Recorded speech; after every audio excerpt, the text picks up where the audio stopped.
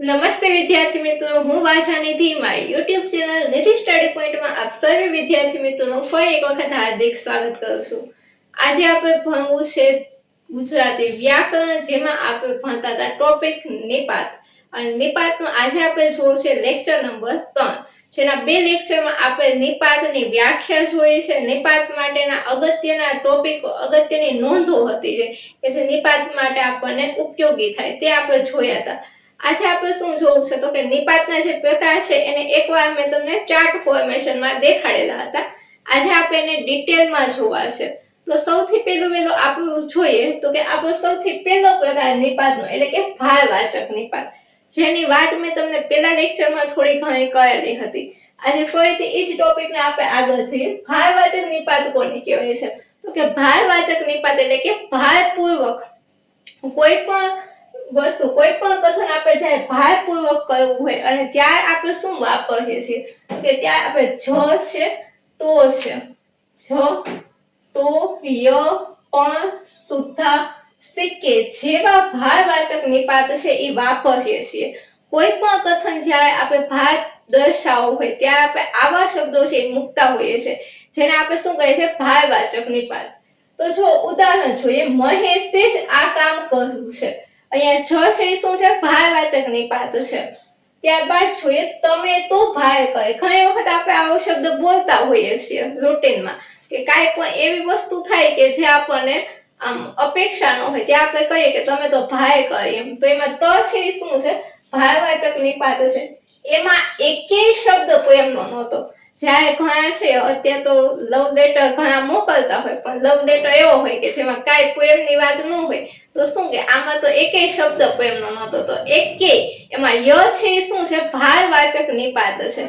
જો એક બીજી પણ હું તમને નોંધ કહી દઉં, બધા નિપાત છે હંમેશા શબ્દથી છૂટા લખાય છે. જેમ કે આપણે જ લખ્યો, તો લખ્યો, પણ લખ્યો, બધા નિપાત છે શબ્દથી છૂટા લખાય છે.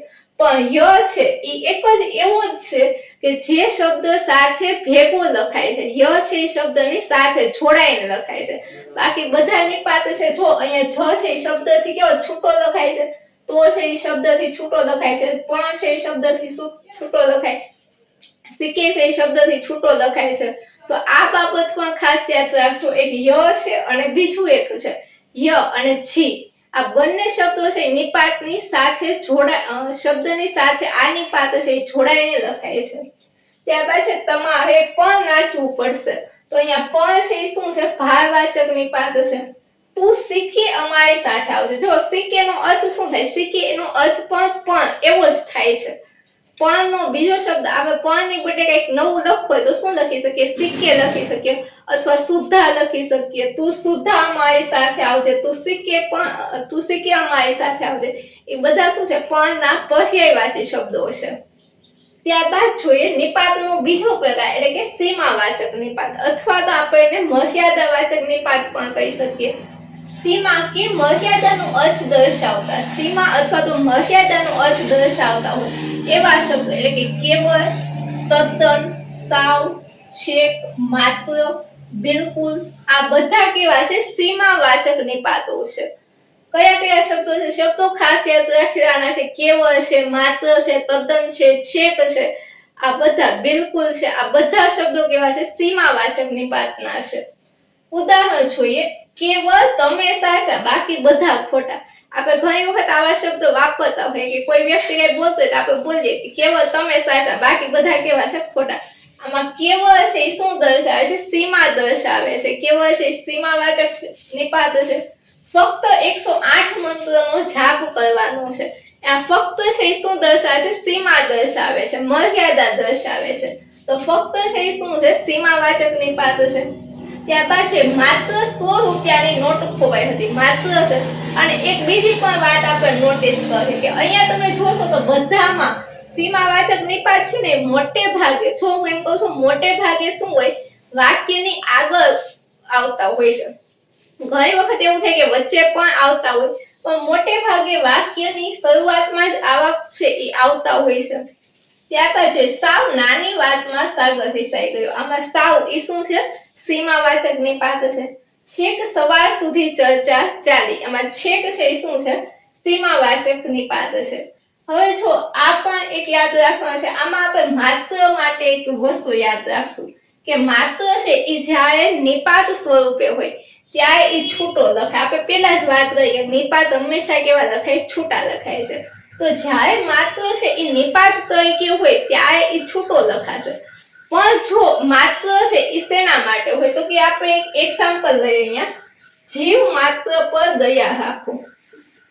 જીવ માત્ર પર દયા રાખો. તો અહીંયા માત્ર નો અર્થ શું થાય છે? પ્રત્યેક એવો થાય છે. પ્રત્યેક જીવ પર દયા રાખો. તો અહીંયા માત્ર નો અર્થ ચેન્જ થઈ જાય છે. માત્ર નો અર્થ અહીંયા પ્રત્યેક એવો થાય છે. તો અહીંયા માત્ર છે ભેગું લખાશે. તો આ વસ્તુ પણ ખાસ યાદ રાખજો. માત્ર જોઈએ એટલે બધા જ નિપાત હોય એવું નહીં, પણ આપણે વાક્યનો અર્થ સમજવાનો છે. અહીંયા આપણને માત્ર છે નિપાત તરીકે આપેલું છે એટલે આપણે છૂટું લખીએ, પણ અહીંયા માત્રનો અર્થ શું થાય? પ્રત્યેક એવો થાય છે. જીવ માત્ર પર દયા રાખો. તો અહીંયા એ કેવો લખાશે? ભેગો લખાશે. ચલો, આજે આપણે બે નિપાત સમજ્યા છીએ, ભારવાચક નિપાત અને સીમાવાચક નિપાત. અને હોમવર્ક તરીકે તમારે એક એક વાક્ય બેનું તમારી જાતે બનાવીને લખી અને કમેન્ટમાં લખવાનું છે. ચલો, આજનો લેક્ચર અહીં સુધી રાખીએ. ફરી મળીશું આવતા લેક્ચરમાં નિપાતના જ ટોપિકને કન્ટિન્યુ કરીને. ત્યાં સુધી મને રજા આપો. અને જો તમને વિડીયો ગમ્યો હોય તો વિડીયોને લાઈક કરો, શેર કરો, અને જો તમે ચેનલ પર નવા હોય તો ચેનલને સબસ્ક્રાઇબ કરો.